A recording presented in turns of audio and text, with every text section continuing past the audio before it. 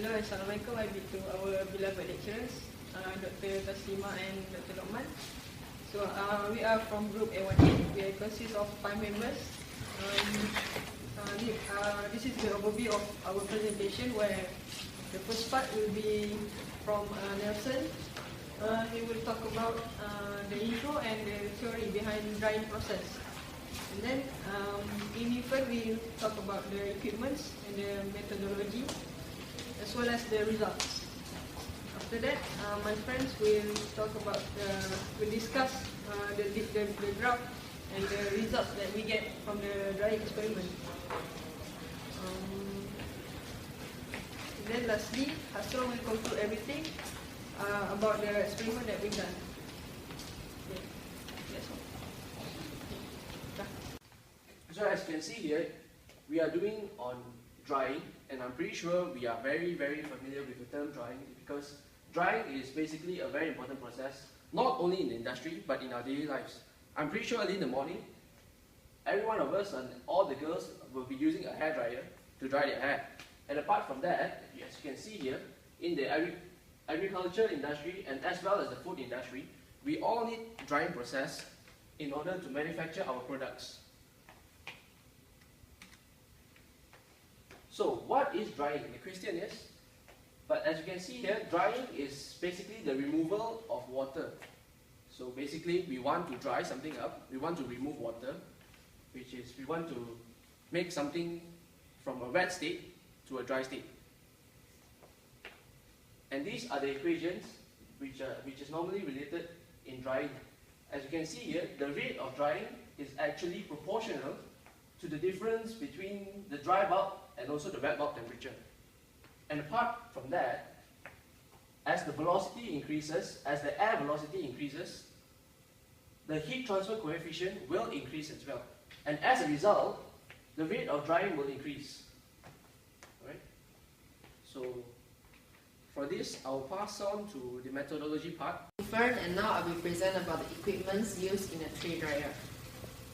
This is a tray dryer where the fan is situated here, the heater and the power control, and this is the place where the dry sand is put in.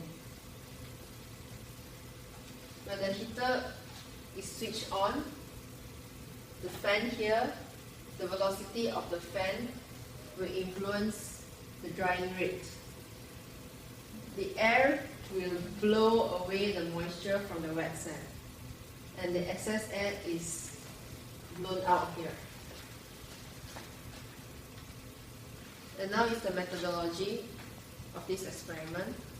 First, the dry sand is weighed accurately before it is being saturated with water. Then the heater power control is set to off, and the fan at point 1 is switched on. The heater power control to point A is then set. The value of when the heater power control is stable, the dry bulb and the wet bulb temperature is measured, as well as the humidity of the air. Then the total weight of the sand is recorded at regular time intervals until drying is complete. The experiment is then repeated by switching the fan to point 2 and the heater power control to point B. This is the result of our experiment. For experiment A, we wanted to investigate the effect of air temperature, that is by switching heater A and flow control 1. These are the initial weights of the dry sand and the initial weight of the wet sand. The inlet and outlet temperatures are recorded, as well as inlet humidity and outlet humidity. The moisture content is then calculated using this formula: weight of liquid divided by the weight of dry sand. That is the weight of wet sand minus the weight of dry sand over the weight of dry sand. The drying rate, it is measured by this formula: initial water content minus final water content divided by a constant time interval, that is 5 minutes. From this table, we can see as the time increases, the drying rate increases until a point where it will decrease. The moisture content decreases as well because drying is being carried on, and the water content decreases. And this is the graph of the moisture content versus time. The moisture content decreases as time increases. And the drying rate increases until a peak, and then it decreases. Next is experiment B, where we want to investigate the effect of air velocity by switching heater B and flow control tool. These are the initial weights of dry sand and wet sand. As time increases, the drying rate increases and decreases, and the moisture content decreases as well as the water content. As time increases, the drying causes the moisture content to be blown off, and hence the material weight also decreases. And this is the equations used to measure Xe, the moisture content, and the drying rate. From this graph of moisture content and time, we can deduce that the moisture content decreases. And the drying rate. The drying rate increases until a point, which then it decreases. From these two experiments, we can see that the drying rate for experiment B, that is the effect of air velocity, is higher because the slope is steeper than compared to this experiment. That's all. I'm PHUMPHAIRIN, and I'm going to talk about discussions. So, as we can see from the result just now, we can see that experiment A and B, the moisture content of two trays decreased with the time. This is because the sand contains free moisture and the equilibrium moisture content has not been reached. Therefore, as we can see from the graph here, both of the graphs shows that the moisture content decreases with time. Next, I'll talk about experiment A, where we set the fan speed, which is air velocity, as constant variable, air temperature as manipulated variable. So here we adjusted the air temperatures, and we can see that the drying rate is higher when the temperature increases for this experiment. From the result here, experiment A, we can see that the drying rate increased and decreased, and the moisture content decreased. As we can see here, the drying rate has a trend where it increases and decreases. It not only applies for experiment A, it also applies for experiment B, where drying rate increases and suddenly drops. Why is this happening? This is because the water film on the surface is entirely unbound, begins to evaporate as it would be on a free liquid surface. At this point, the drying rate remains constant for a while.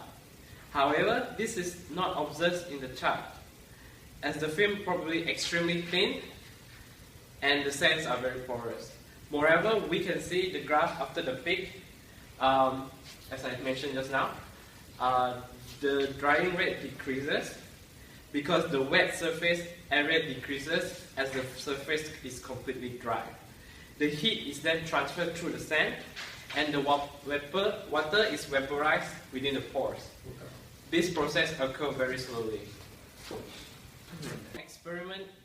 In the experiment A and B, we can see that in this data that temperature 1 is mostly higher than temperature 2. Why is that so? This is because, as we can see in the equipment here, this is the place for temperature 1, and this is the place for temperature 2. So as the air enters through here, and we heat it up, so it has higher temperature here, and as it passes through the water in the sand vaporizes into the atmosphere here, and it becomes more humidity. Therefore, the T2 here, temperature here will be higher, slightly lower than temperature 1 here. We can conclude that the experiment B, which is the air velocity, has steeper slope, as FERN discussed just now, which means that it is more efficient in the drying rate compared to the air temperature. Thank you. My name is HASRUL and I'm going to talk about the conclusion. So in the conclusion, the objective of our experiment, which is the first one, is to investigate the influence of the air temperature on the drying rate of a wet solid with a fixed velocity. And the second one, which is to investigate the influence of air velocity on the drying rate of wet solid in air with a fixed temperature. So from both of our experiments, we could say that the objective of the experiment were achieved, which is awesome. So as experiment A and B show that the increase in flow rate or increase in temperature both increase in the drying rate of the sand. As you can see, for example, in experiment A, at lower temperature, 0.4 gram of water was removed, while at the high temperature, 2.5 gram of water was removed. So the peak drying rate for the high temperature was approximately at the 20th minute, as you can see in the result. At the 20th minute, with the drying rate of 0.18 gram per minute. Whereas the peak for drying rate for the air velocity is at 5th minute, which is the 0.23 gram per minute.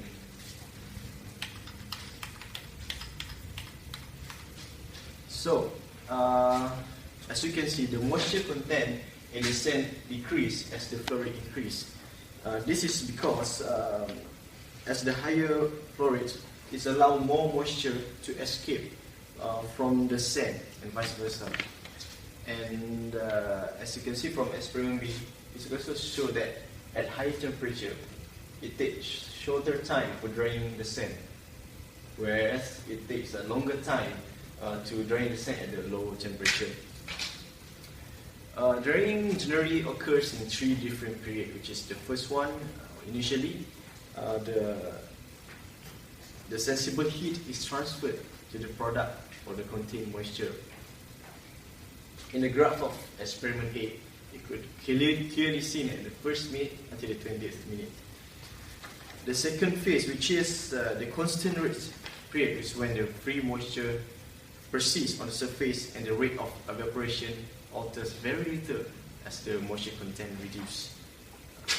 The third phase, or the falling period, is the phase during which the migration of moisture from the inner particle to the outer surface become the limiting factor, which can be seen from the minutes of 20 to 25. So basically there are 2 options for the medium of drying, which is the first one is through conduction, the second one is through convection. The application in industry for drying, just like my friend said, it's not just in our everyday life, but also in the industry. For example, in the food industries, the removal of water from drying is to inhibit the growth of microorganisms, so that the food is well preserved, and also to reducing the weight and bulk of the foods for a cheaper transport. When carried out correctly, the alteration of the nutritional quality, colors, and texture of the rehydrated food will not be affected too much. So that's all from me. Thank you.